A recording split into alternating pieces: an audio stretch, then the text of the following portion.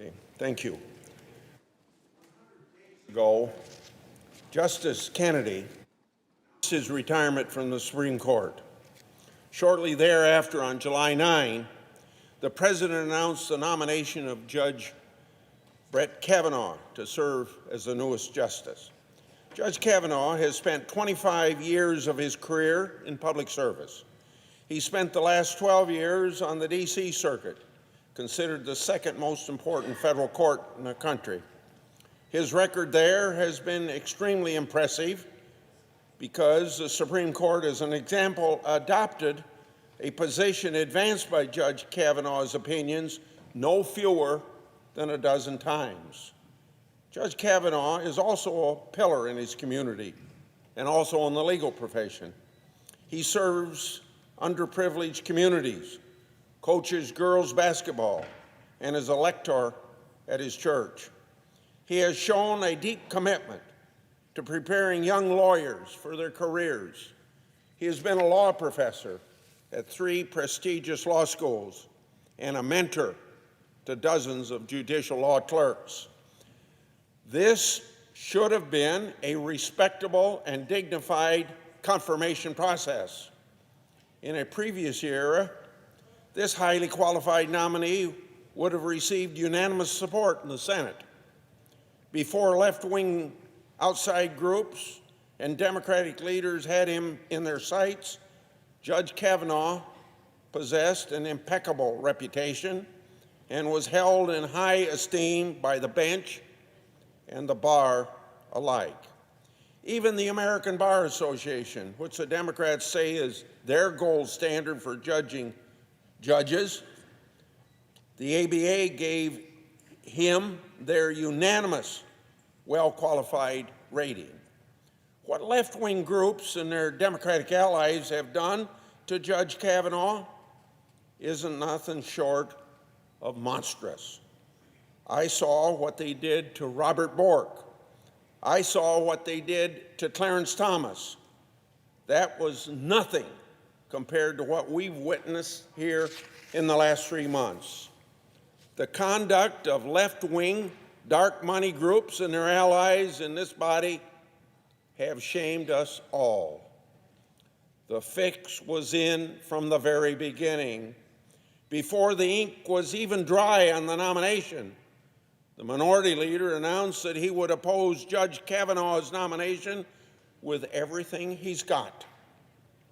Even before he knew the president's nominee, the minority leader said that he was opposed to all 25 well-qualified potential nominees listed by this president. Even one member of my committee said that those who vote to confirm Judge Kavanaugh would be, quote-unquote, complicit in evil.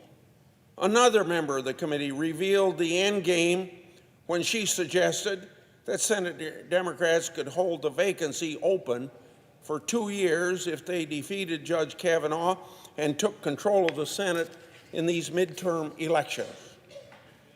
I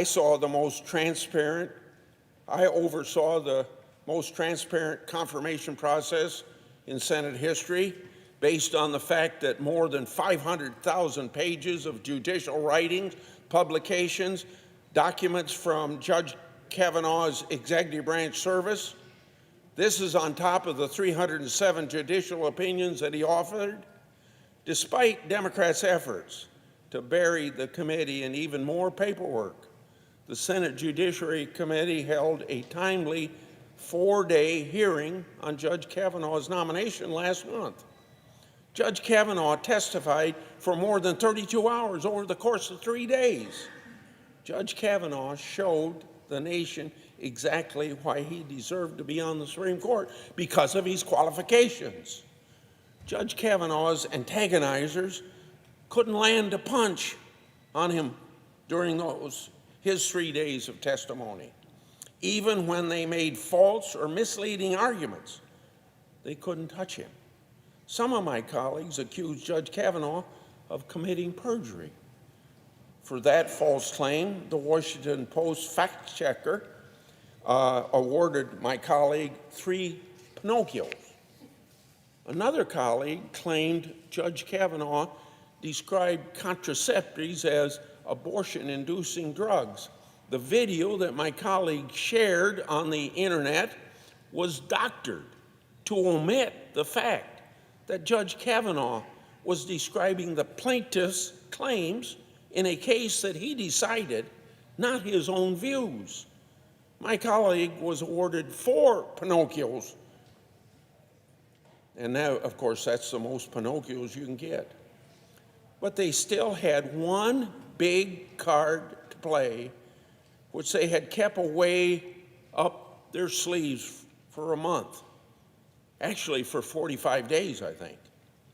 By July, the ranking member received a letter from Dr. Christine Blasi Ford alleging that Judge Kavanaugh sexually assaulted her in high school 36 years ago. Instead of referring Dr. Ford to the FBI or sharing these allegations with her colleagues, either of which would have respected and preserved Dr. Ford's confidentiality, and that's what Dr. Ford requested, the ranking member referred Dr. Ford to Democratic activist attorneys closely tied to the Clintons. The ranking member shamefully sat on these allegations for nearly 7 weeks, only to reveal them at the 11th hour when it appeared Judge Kavanaugh was headed towards confirmation because he was so qualified. The ranking member had numerous opportunities to raise these allegations with Judge Kavanaugh personally. I'll give you 6 examples. She could have discussed them with Judge Kavanaugh during their private meeting on August the 20th, a meeting which took place after her staff had sent Dr. Ford to Democratic lawyers, or another time shared them with 64 of her Senate colleagues who also met with him individually.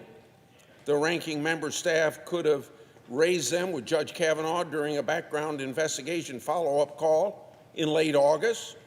Senators could have asked Judge Kavanaugh about the allegations during his 32 hours of testimony over the course of 3 days. Judiciary members could have asked Judge Kavanaugh about this in their closed session of the hearing, which the ranking member didn't attend. The closed session is the appropriate place to bring up issues where confidentiality is supposed to be respected. And there were no questions about these allegations among the 1,300 written questions sent to Judge Kavanaugh after the hearing. This amounts to more written questions submitted to this nominee after a hearing than to all Supreme Court nominees combined. Keeping the July 30th letter secret deprived senators of having all the facts that they needed to have about this nomination. So it wasn't then until September 13th, July 30th to September 13th, nearly 7 weeks after the ranking member received these allegations and on the eve of the confirmation vote, that the ranking member referred them to the FBI. And somehow they were leaked to the press.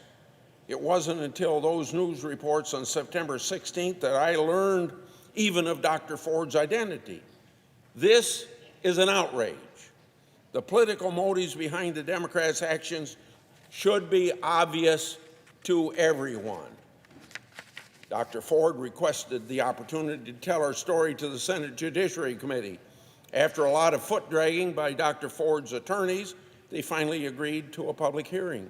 As promised, I provided a safe, comfortable, and dignified forum for Dr. Ford, as well as Judge Kavanaugh. Dr. Ford was sincere in her testimonies, as was Judge Kavanaugh, who emphatically denied the allegations. It's true that confirmation hearings aren't a trial, but trials have rules based on common sense notions of fairness and due process, not the other way around. It's a fundamental aspect of fairness, a fundamental aspect of due process, that the accuser have the burden of proving allegations. Judge Kavanaugh was publicly accused of a crime, and his reputation and livelihood were at stake, so it was only fair that his accuser have the burden of proof. The consensus is that the burden was not met. Ultimately, the existing evidence, including the statements of 3 alleged eyewitnesses named by Dr. Ford, refuted Dr. Ford's version of the facts. Our investigative nomination counsel, Rachel Mitchell, who has nearly 25 years of experience advocating for sexual assault victims and investigating sex crimes, concluded that there was lack of specificity and simply too many inconsistencies in Dr. Ford's allegation to establish that Judge Kavanaugh committed sexual assault. Even under the lowest standard of proof, she concluded, quote, "A he said, she said case is incredibly difficult to prove, but this case is even weaker than that. Dr. Ford identified other witnesses to the events, and those witnesses either refuted her allegations or failed to corroborate them. For the reasons discussed below, I do not think that a reasonable prosecutor could bring this case based upon the evidence before the committee, nor do I believe that this evidence is sufficient to satisfy the preponderance of evidence standard," end of quote. So, we have thoroughly investigated Judge Kavanaugh's background. In addition to the prior 6 FBI full field background investigations with the interviews of nearly 150 people who have known Judge Kavanaugh his entire life, the committee also separately and thoroughly investigated every credible allegation that we received. Our more than 20 committee staff members have worked night and day over the last many weeks, tracking down virtually all leads, and at the request of undecided members, the FBI reopened Judge Kavanaugh's background investigation for another week. The FBI interviewed 10 more people related to the latest credible sexual assault allegations, and the FBI confirmed what we Senate investigators already concluded. That is this: there's nothing in the supplemental FBI background investigation report that we didn't already know.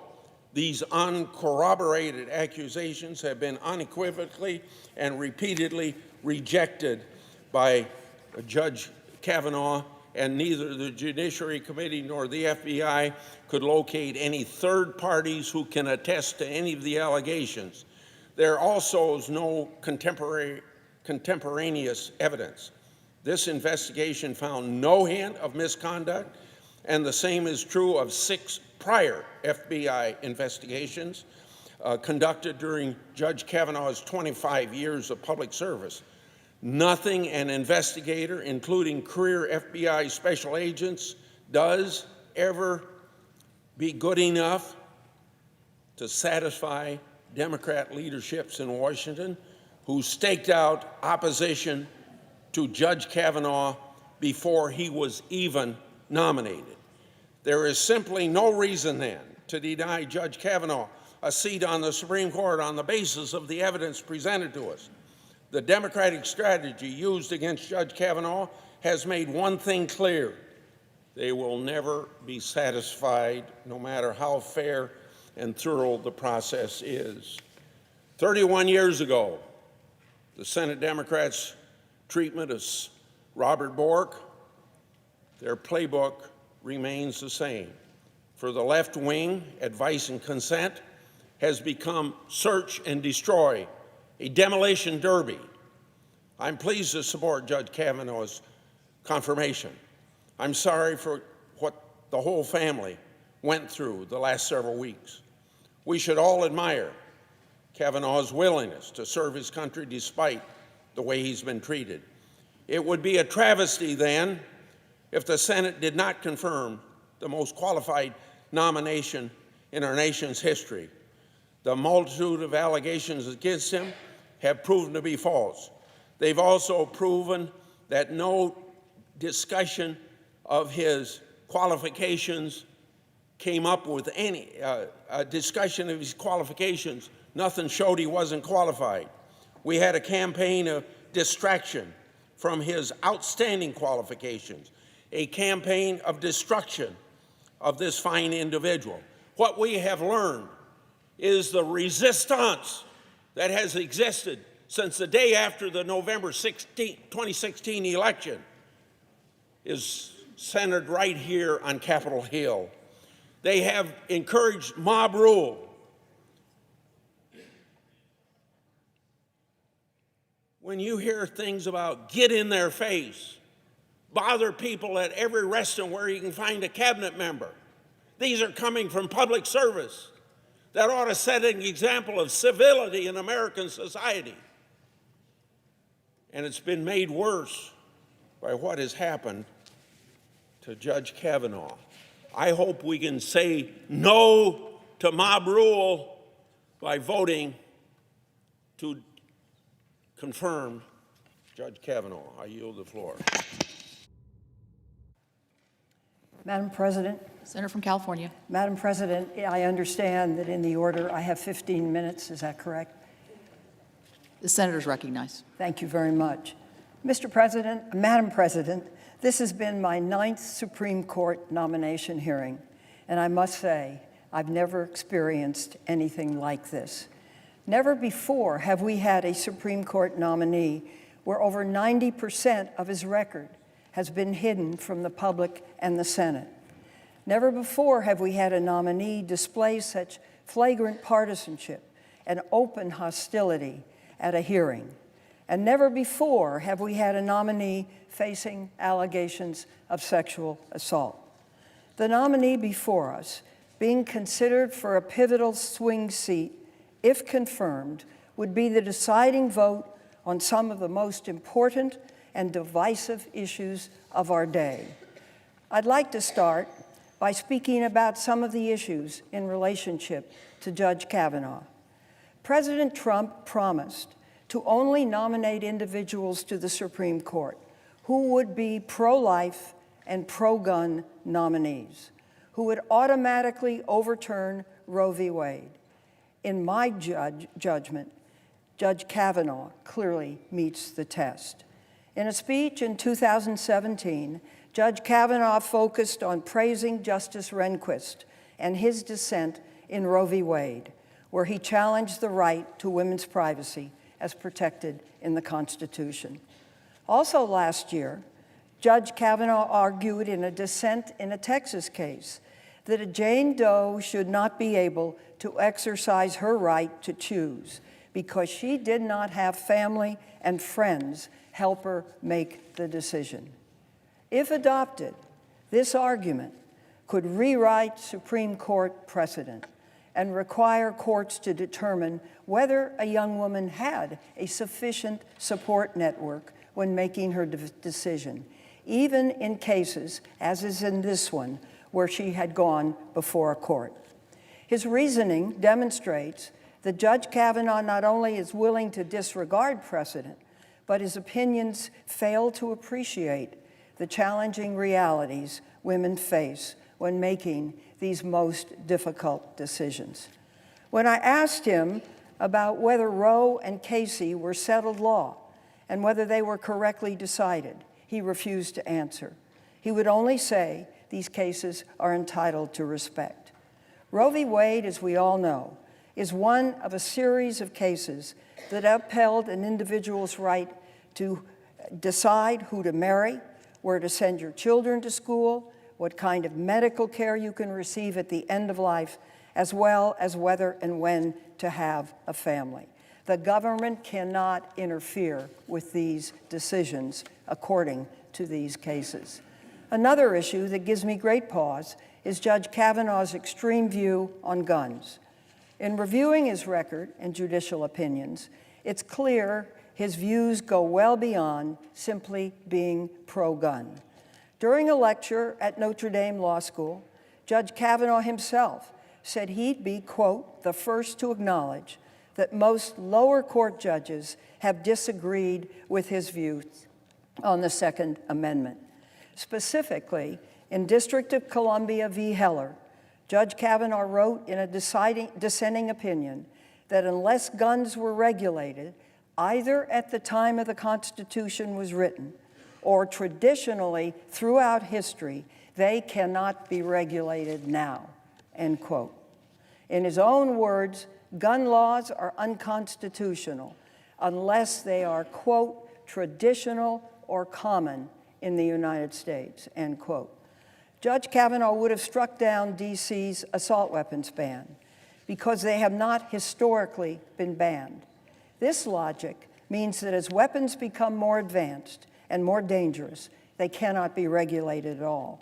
When I asked Judge Kavanaugh about his views that if a gun is in common use, it cannot be regulated, he replied this way, and I quote, "There are millions and millions and millions of semi-automatic rifles that are possessed, so that seemed to fit common use and not being a dangerous and unusual weapon," end quote.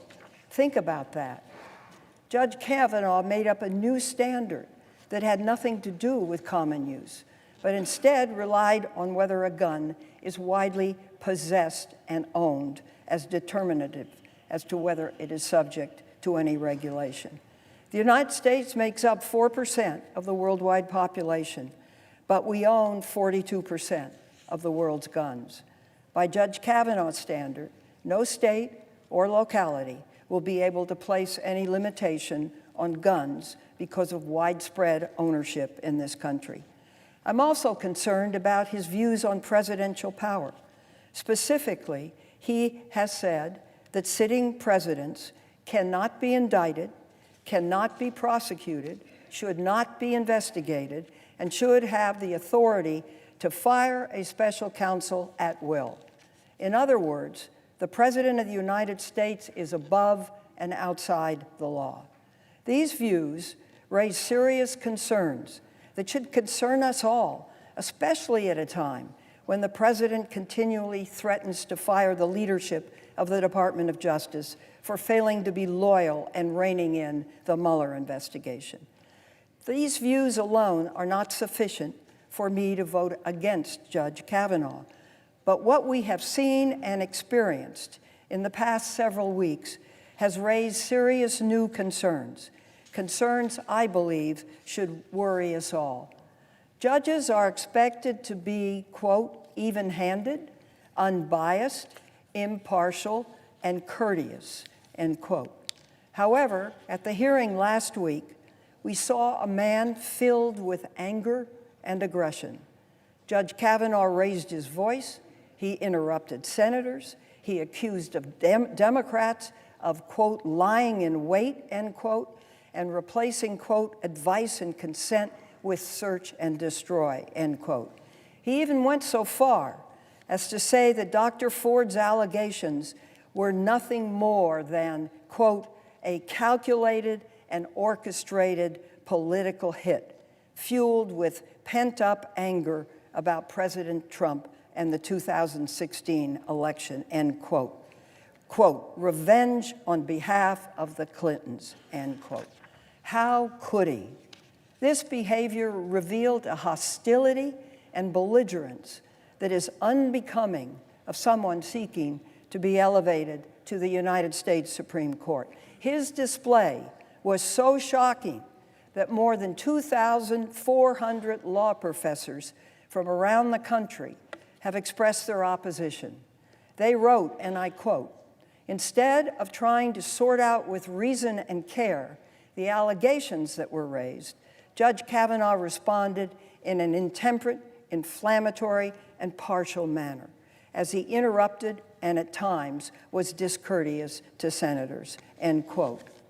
The professors concluded, and I quote, "We have differing views about other qualifications of Judge Kavanaugh, but we are united as professors of law and scholars of judicial institutions in believing he did not display the impartiality and judicial temperament requisite to sit on the highest court of our land." Madam President, I ask unanimous consent to enter a full copy of the letter in the record. Without objection. Thank you. Finally, I want to mention the serious and credible allegations raised by Dr. Christine Blasi Ford and Deborah Ramirez, the two women who came forward to tell their experiences facing sexual assault. When Dr. Ford decided to make her story public, she faced all her worst fears. She was harassed, she received death threats, she had to relocate her home, her husband, and 2 children, and yet, in less than a week, she came before the Senate and told 21 senators she had never met, along with millions of Americans, about the most tragic, traumatic, and difficult experience of her life. And she did so with poise, grace, and most importantly, bravery. Unfortunately, she was met with partisanship and hostility. My Republican colleagues have largely chosen to ignore her powerful testimony. Senators weren't allowed to hear from any witnesses who could corroborate or refute her account.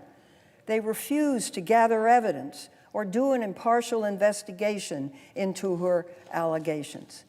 Deborah Ramirez also reluctantly came forward to tell her story.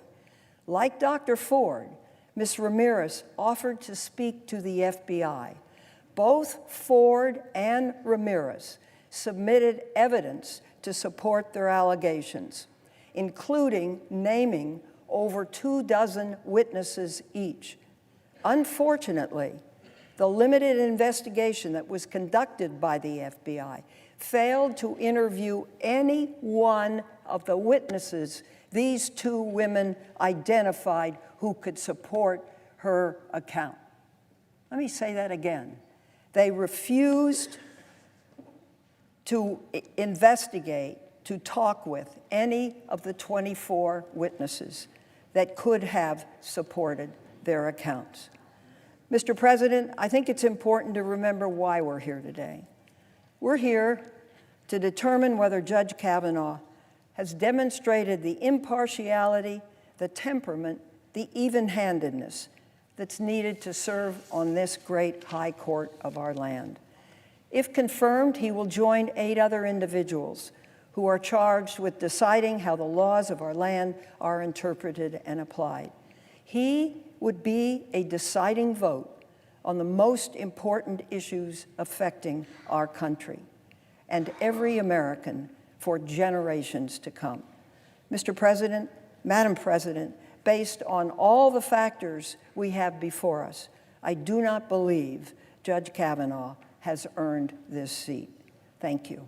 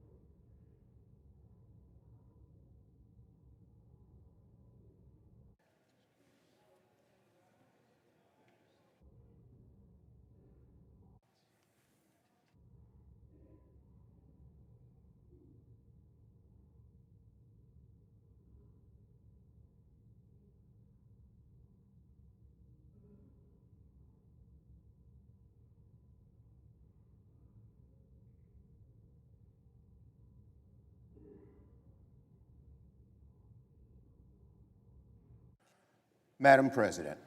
Democrat leader.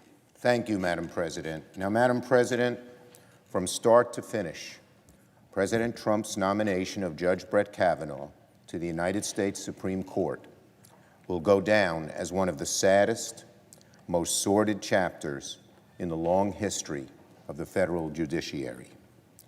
The well was poisoned from the outset when President Trump selected Judge Kavanaugh from a list of names pre-approved by hard-right special interest groups for whom the national interest is a trifling concern compared to repealing Roe v. Wade, cutting people's health care, and achieving a partisan majority on the Supreme Court.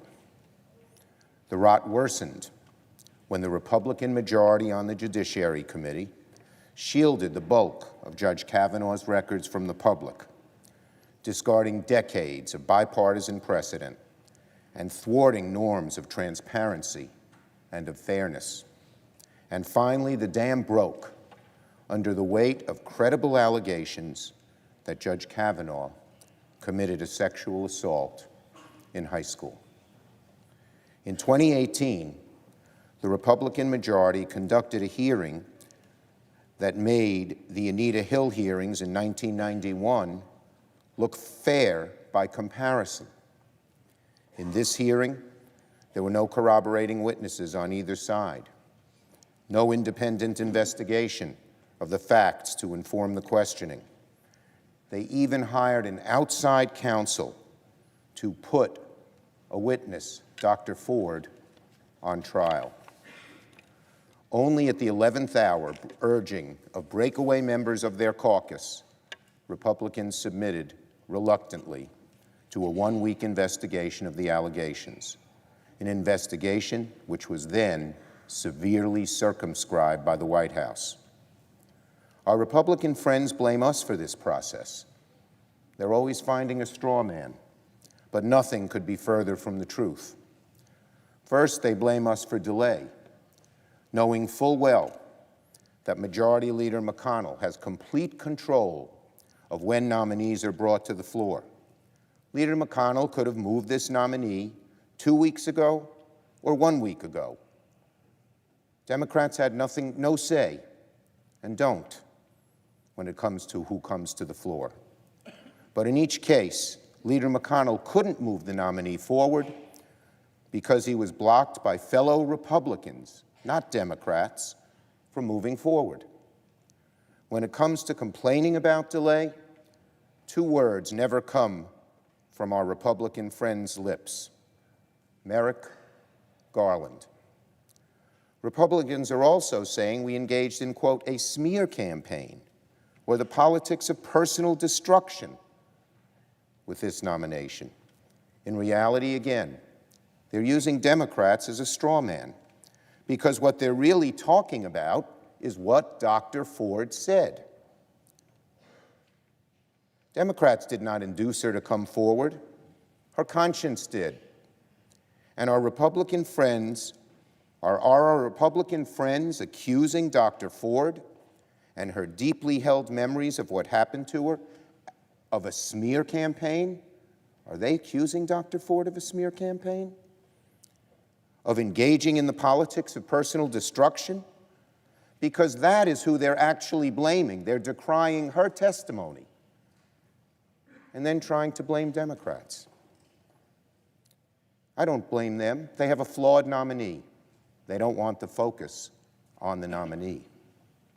When future Americans look back at these proceedings, let them draw no lessons from the Senate's conduct here. Let them look back on this chapter as the shameful culmination of the scorched earth politics practiced by the hard right in America. People who will stop at nothing to entrench an advantage on our nation's courts. Let the confirmation process for Judge Kavanaugh be recorded as a sorry epilogue to the brazen theft of Justice Scalia's seat, the ignominious end of bipartisan cooperation and consultation on the confirmation of Supreme Court justices. And for what? For whom were Senate Republican leaders willing to discard all semblance of fairness to confirm?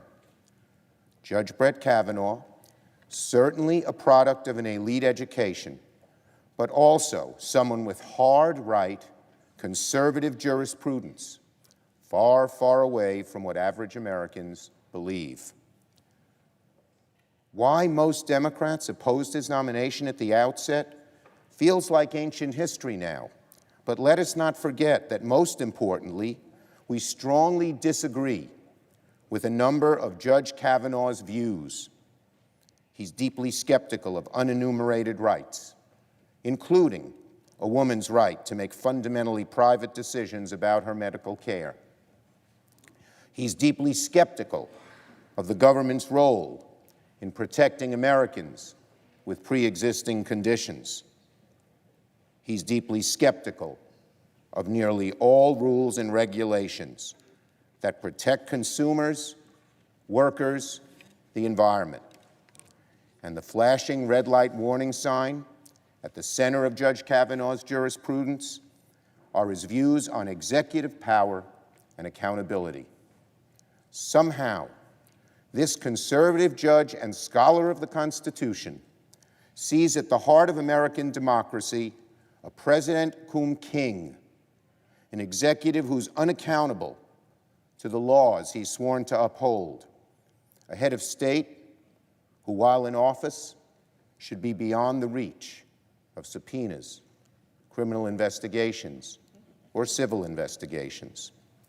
This moment in American history demands deep skepticism about Judge Kavanaugh's views on executive power, nominated as he was by an executive who disdains the constraints of his office and who is at this very moment the apparent subject of investigations his Supreme Court nominee believes should be invalid. I met with Judge Kavanaugh for almost 2 hours, and I asked him about all of those issues. His answers were constantly evasive and utterly unsatisfactory. It was deja vu all over again in the first round of hearings, when Judge Kavanaugh deliberately avoided talking about his views on Roe, health care, presidential accountability, and more. There was no legal reason, rule, or logic that prevented him from being clear and saying what he thought. He was evasive because he knows that his views are deeply at odds with the progress America has made over the last century of jurisprudence, and at odds with what most Americans believe. His performance was not only unfair and frustrating to the Senate, it was unfair to the American people. When a nominee refuses to disclose their views, chances are you have a nominee whose views are far outside the mainstream of America, whether they be far right or far left.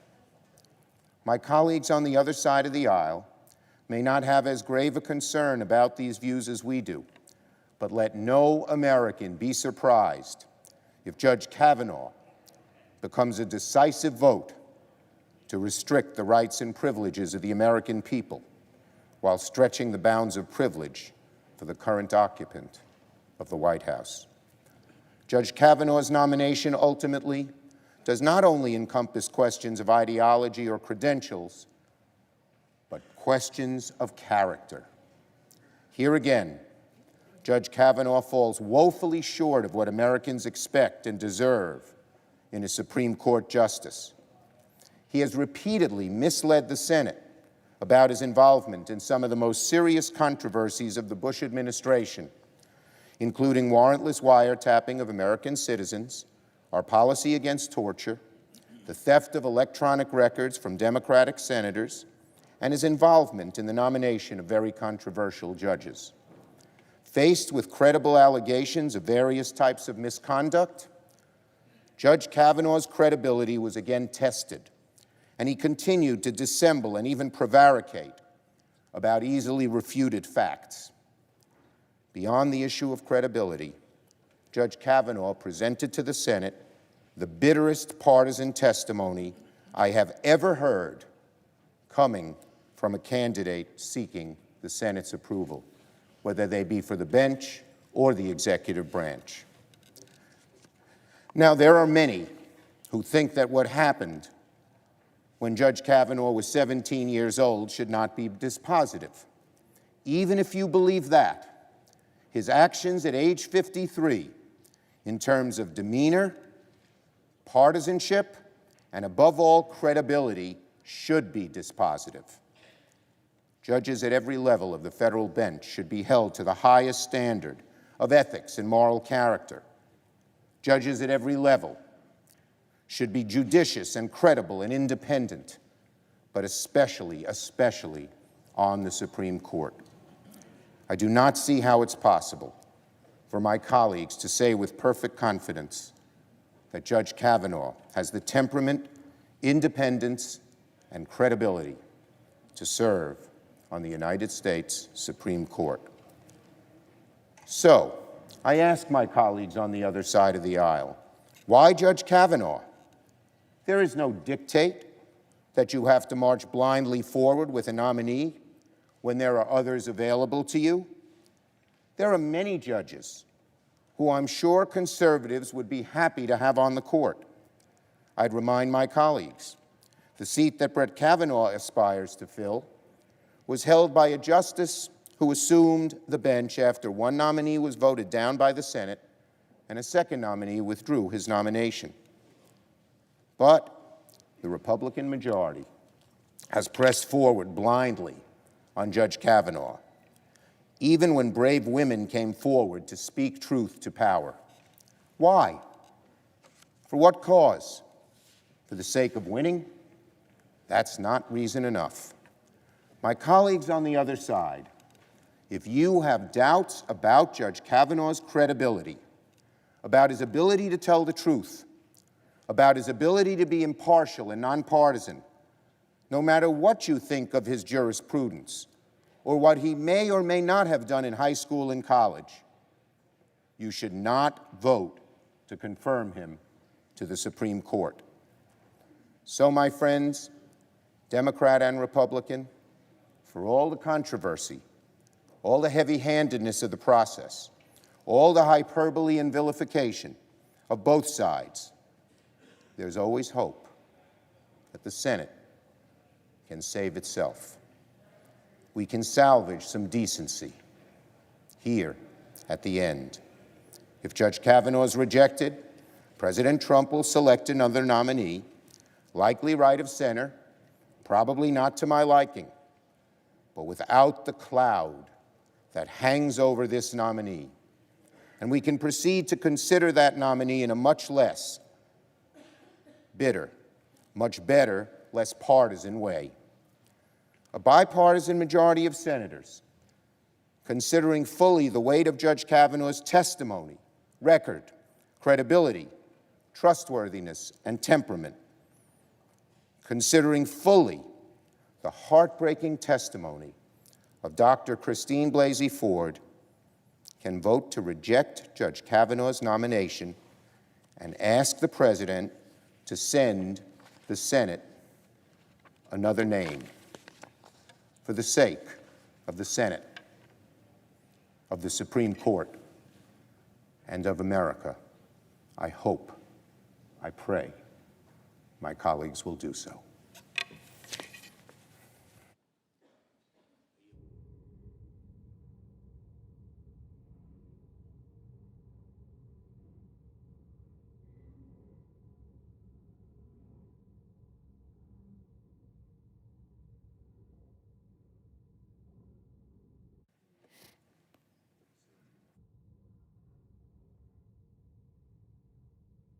Madam President.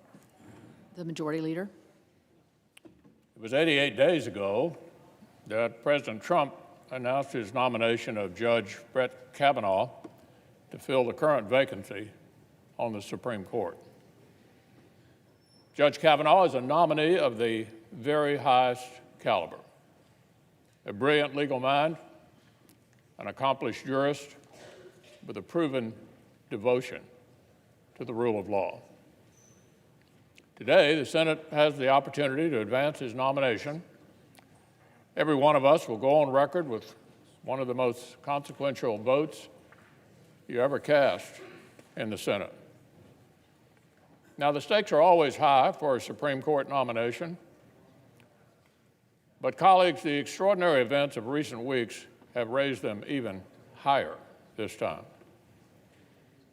When we vote later this morning, we will not only be deciding whether to elevate a stunningly well-qualified judge to our highest court, not anymore, not after all this, the United States Senate will also be making a statement. We'll either state that partisan politics can override the presumption of innocence, or we'll reaffirm that in the United States of America, everyone is innocent until proven guilty. We'll either state that facts and evidence can simply be brushed aside when politically inconvenient, and signal that media bullying and mob intimidation are valid tactics for shaping the Senate. The mob can attack, and the Senate caves. Or we'll stand up and say that serious, thoughtful, fact-based deliberation will still define this body. We'll either give notice that totally uncorroborated allegations are now officially enough to destroy an American's life, or we'll declare that our society cannot, must not, will not set the bar so low. So, Madam President, today is a pivotal day in the nomination process of this excellent judge. But it's a pivotal day for us here in the Senate as well. The ideals of justice that have served our nation so well for so long are on full display. So let's step back and sample a few of the choice moments that the Senate and the American people have been treated to during the disgraceful, absolutely disgraceful spectacle of the last 2 weeks. The very night Judge Kavanaugh was announced as the president's choice, we heard the junior senator from Oregon declare that this nominee would pave the way to tyranny. His audience? Crowds of far-left protesters still filling in the blanks on their picket signs. They weren't quite sure who the nominee was going to be yet. We've heard the junior senator from New Jersey describe Judge Kavanaugh's nomination as a great moral struggle in which there are just two camps. You're either complicit in the evil or you're fighting against it. More recently, we've heard the junior senator from Hawaii argue that her personal disagreement with Judge Kavanaugh's judicial philosophy meant, now listen to this, he deserved less of a presumption of innocence when it came to allegations of misconduct. If you disagree with her, you're not entitled to the presumption of innocence when it comes to allegations of misconduct. That's from a member of the Judiciary Committee? That's the definition of due process? Apparently you get due process only if you agree with her. And even more recently, we saw the junior senator from Rhode Island hold forth with great confidence, offering his expert interpretations of goofy jokes in high school yearbooks from the early 1980s. That was incredibly enlightening. Innocent jokes? Beer drinking references? Oh, no. Our colleague was quite positive there must be some other hidden or sinister meanings at play. Until, of course, a number of Judge Kavanaugh's classmates set him straight earlier this week. So stop and consider these snapshots. The absurdity, the indignity.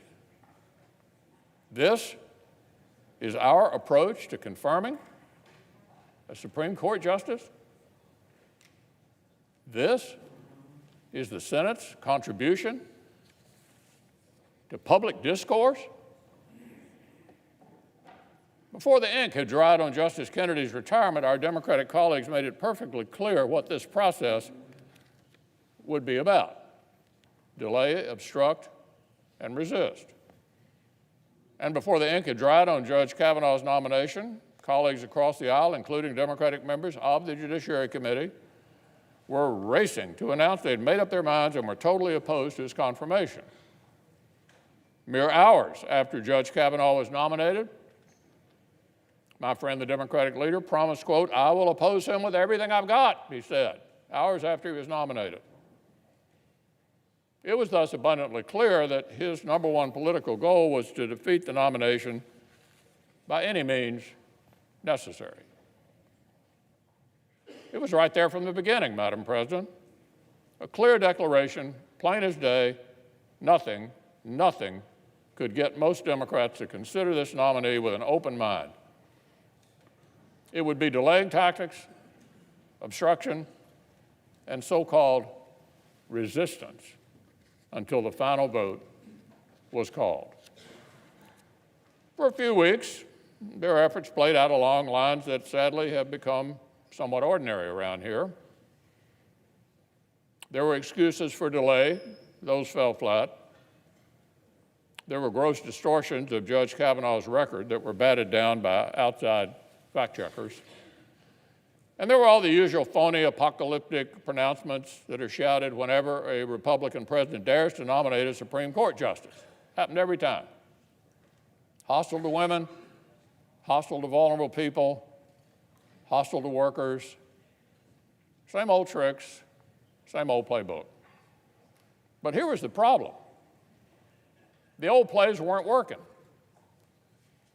The distortions were being literally drowned out by the facts. Senators received and reviewed more pages of background materials on Judge Kavanaugh's nomination than for every previous Supreme Court nomination combined. We read Judge Kavanaugh's 12-year record of judicial rulings from our nation's second highest court, 300+ opinions. We heard sworn testimony, written accounts from hundreds of character witnesses from all stages of Judge Kavanaugh's life and career. And the picture painted by these facts was nothing like the caricature. Nothing like the caricature. So it was clear, Madam President, the old tactics weren't working. Wasn't going to get the job done. The resistance demanded more. Try something new, they said. Well, we all know what happened next. Uncorroborated allegations of the most sensitive, most serious sort were quickly sharpened into political weapons. One such allegation, shared by Dr. Ford in confidence with the Democratic side of the Judiciary Committee, somehow, mysteriously, found its way into the press. Well, Chairman Grassley immediately set out on a sober, focused search for the truth. The committee collected testimony, organized a new hearing, and most recently asked for the supplemental FBI background investigation, Judge Kavanaugh's seventh FBI investigation. By any fair standard, the facts, the actual facts, proved to be straightforward. No corroborating evidence, none, was produced to support any of the allegations leveled against Judge Kavanaugh. No corroborating evidence from the FBI inquiry or from anywhere else. Nothing. Well, that wasn't enough for our Democratic colleagues, of course. The facts were not exactly the point. After all, we sort of get it by now. When the very FBI investigation for which they'd been clamoring turned up no new evidence, the Democrats moved the goalposts yet again. I believe the latest story is that the whole investigation is invalid. Now listen to this, because individuals who had only recently been told secondhand or thirdhand about nearly 40-year-old allegations weren't treated as essential witnesses. Let me say that again. The latest story is that the whole investigation is invalid because individuals who had only recently been told secondhand or thirdhand about nearly 40-year-old allegations weren't treated as essential witnesses. Never mind that they didn't actually witness anything. They didn't witness anything. So let's be clear, Madam President, these are not witnesses. These are people supposedly in possession of hearsay that they first heard 35 years after the supposed fact. What nonsense. The people whom Dr. Ford claimed were witnesses, they have spoken with the FBI. We know that because they, through their attorneys, put out public statements saying so. And what we know now is what we knew at this time a week ago. There is absolutely no corroborating evidence for these allegations. Same thing we heard a week ago. If they were, you bet we'd have heard about it, but there isn't. So notwithstanding that, Madam President, the leak of Dr. Ford's letter in violation of her privacy and against her wishes opened the floodgates. The feeding frenzy was full on. The weaponization of her letter by the left led to a torrent of other equally uncorroborated allegations. They were dumped on Judge Kavanaugh and his family. And breathlessly, the media seized on them. The more outlandish, the better. Americans were informed that Judge Kavanaugh masterminded violent drug gangs as a young teenager until that accuser walked her story back. We were informed that Judge Kavanaugh beat someone up on a boat in a Rhode Island harbor until that accuser totally recanted. We heard another tall tale of physical assault until that account was thoroughly debunked by a sitting federal judge. Oh, and yes, we were informed that juvenile Keystone cops were on the case, Madam President. And Senate Democrats cheered them on. They read parts of this uncorroborated, unbelievable, went out over the actual evidence. Make sure the mob prevails. But the uncorroborated mud and the partisan noise and the physical intimidation of members here in the Senate will not have the final say around here. The Senate will have the final say. So, Madam President, we're almost at the end of the runway. The crosswinds of anger and fear and partisanship have blown strong these past weeks. They've harmed a good man and his family. They've tarnished the dignity of this institution. But all of it can end today. The time has come to vote. The Senate stands on the threshold of a golden opportunity. We have the opportunity to advance the nomination of an incredibly well-qualified and well-respected jurist to a post that demands such excellence. We have the opportunity to put Judge Brett Kavanaugh on the Supreme Court, where his distinguished service will make us and our nation proud for years to come. But we have the opportunity to do even more. Today, we can send a message to the American people that some core principles remain unfettered by the partisan passions of this moment. Facts matter. Fairness matters. The presumption of innocence is sacrosanct. The Senate has turned its back on these things before, Madam President, but never for long, and never without deep regret. This institution does not look back proudly on the era of Joseph McCarthy, nor on any of the other times when the politics of personal destruction poisoned its judgment. No, the Senate looks back on those things with shame and with a conviction that we cannot go down that road again. We know the Senate is better than this. We know the nation deserves better than this. By confirming Judge Brett Kavanaugh to the Supreme Court, this brilliant jurist will be charged with upholding the rule of law and honoring American justice, we must hold ourselves to that very same standard. We must seize the golden opportunity before us today to confirm a Supreme Court justice who will make us proud, and to reaffirm our own commitment to the justice that every single American deserves. As a reminder to our guests in the galleries, expressions of approval or disapproval are not permitted in the Senate galleries. The clerk will report the motion to invoke cloture. Cloture motion. We, the undersigned senators, in accordance with the provisions of Rule 22 of the Standing Rules of the Senate, do hereby move to bring to a close debate on the nomination of Brett M. Kavanaugh to be an Associate Justice of the Supreme Court of the United States, signed by 17 senators.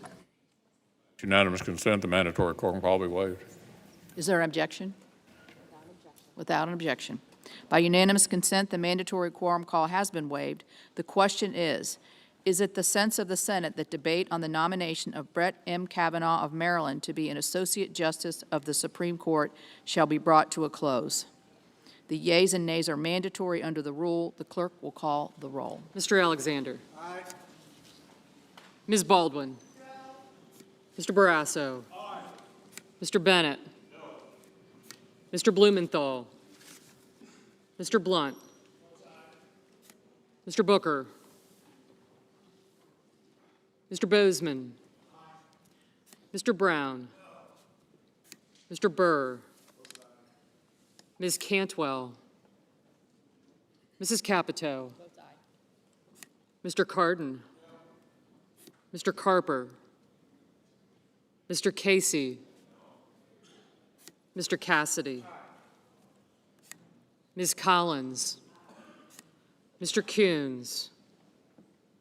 Mr. Corker. Mr. Cornyn. Ms. Cortez Masto. Mr. Cotton. Mr. Crapo. Mr. Cruz. Mr. Daines. Mr. Donnelly. Ms. Duckworth. Mr. Durbin. Mr. Enzi. Mrs. Ernst. Mrs. Feinstein. Mrs. Fisher. Mr. Flake. Mr. Gardner. Mrs. Gillibrand. Mr. Graham. Mr. Grassley. Ms. Harris. Ms. Hassan. Mr. Hatch. Mr. Heinrich. Ms. Heitkamp. Mr. Heller. Ms. Hirono. Mr. Hoven. Mrs. Hyde-Smith. Mr. Inhofe. Mr. Isaacson. Mr. Johnson. Mr. Jones. Mr. Kane. Mr. Kennedy. Mr. King. Ms. Klobuchar. Mr. Kyle. Mr. Lankford.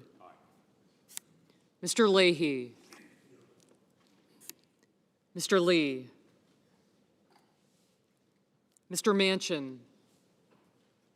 Mr. Markey. Mrs. McCaskill. Mr. McConnell.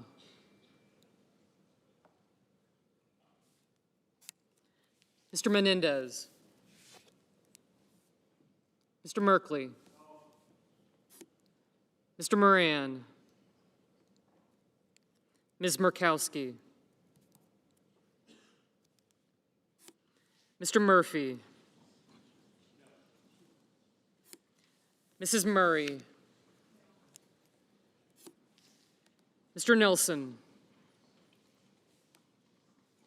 Mr. Paul. Mr. Perdue.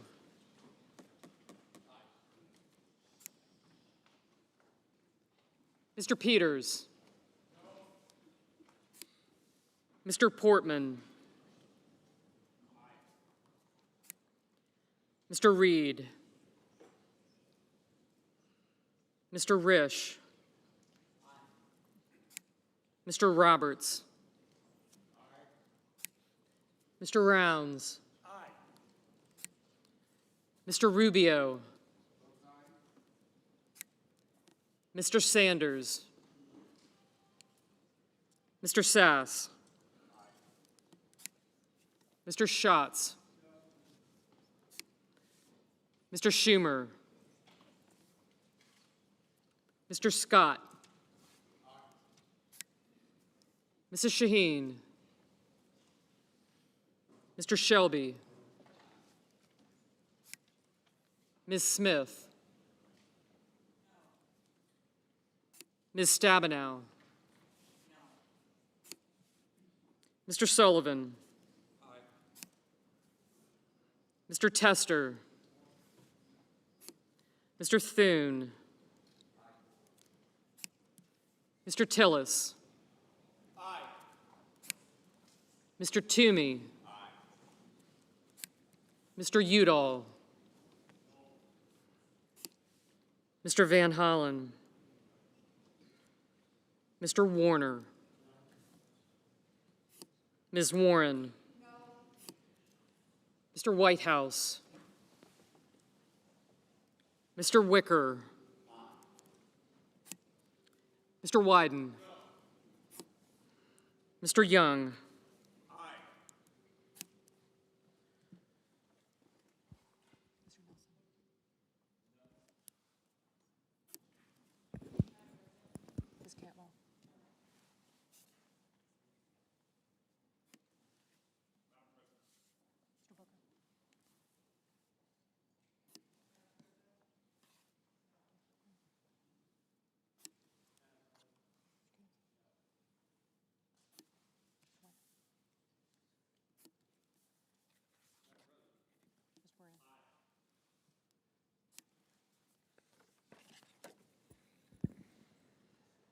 Senators voting in the affirmative: Alexander, Barrasso, Blunt, Bozeman, Burr, Capito, Cassidy, Collins, Corker, Cornyn, Cotton, Crapo, Cruz, Daines, Enzi, Ernst, Fisher, Flake, Gardner, Graham, Grassley, Hatch, Heller, Hoeven, Hyde-Smith, Inhofe, Isaacson, Kennedy, Kyle, Lankford, McConnell, Moran, Paul, Perdue, Portman, Risch, Roberts, Rounds, Rubio, Sass, Scott, Shelby, Sullivan, Thune, Tillis, Toomey, Wicker, and Young. Mr. Manchin, aye. Senators voting in the negative: Baldwin, Bennett, Booker, Brown, Cantwell, Cardin, Casey, Coons, Cortez Masto, Duckworth, Durbin, Feinstein, Gillibrand, Harris, Heinrich, Kane, Klobuchar, Leahy, Markey, Merkley, Murkowski, Murphy, Murray, Nelson, Peters, Schatz, Smith, Stabenow, Tester, Udall, Warner, Warren, Whitehouse, and Wyden. Mr. Sanders, no. Mr. Lee, aye.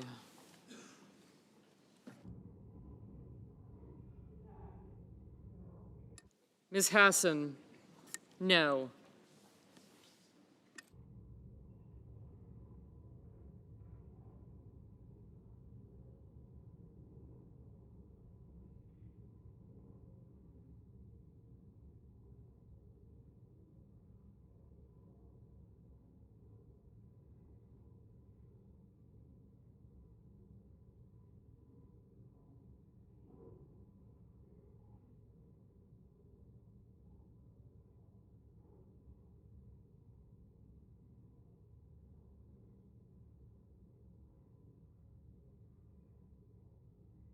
Mr. Jones?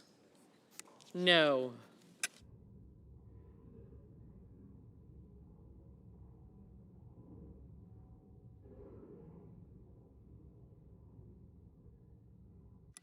Mr. Johnson?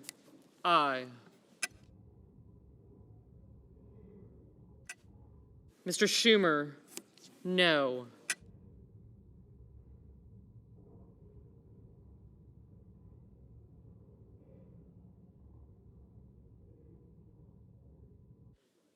Mr. Donnelly? No.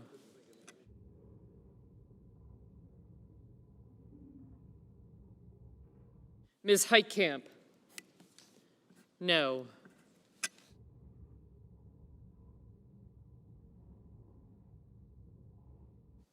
Mrs. McCaskill? No. Mr. Menendez? No.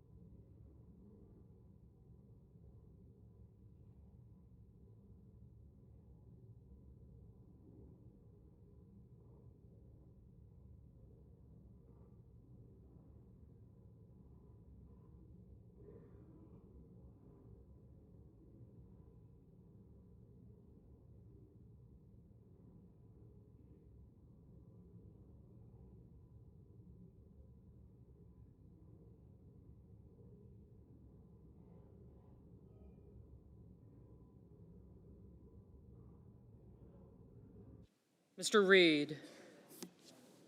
No.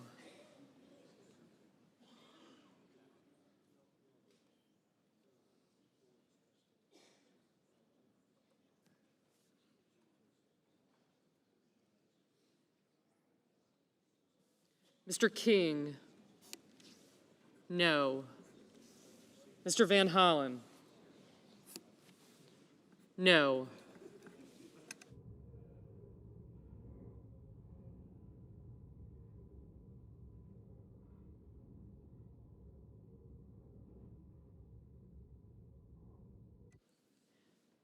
Ms. Hirono? No.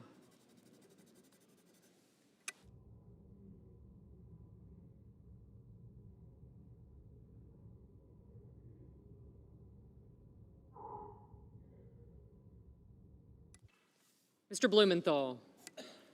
No.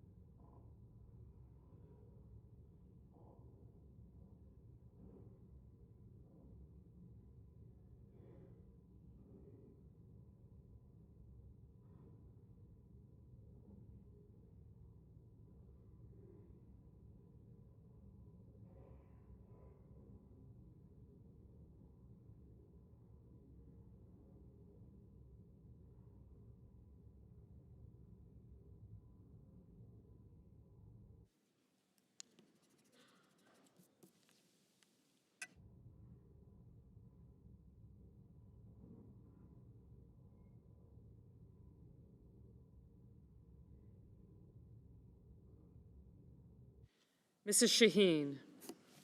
No.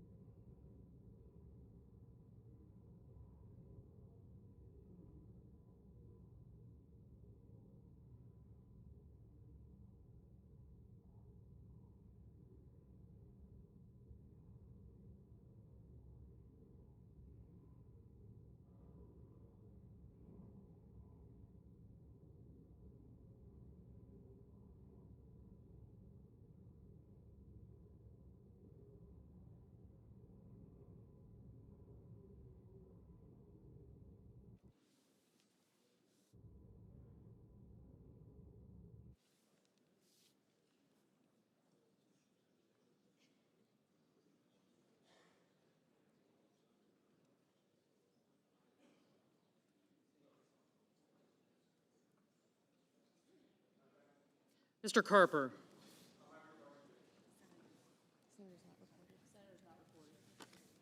Senator is not recorded. I vote no.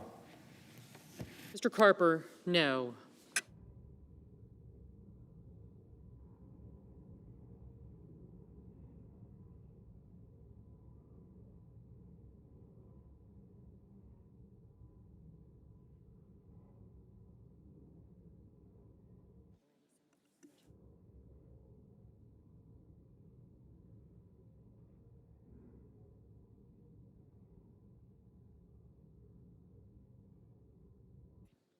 Are there any senators in the chamber who wish to change their vote?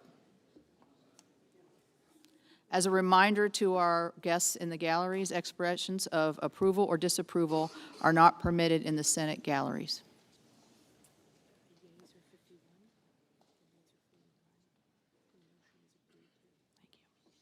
On this vote, the yeas are 51, the noes are 49. The motion is agreed to.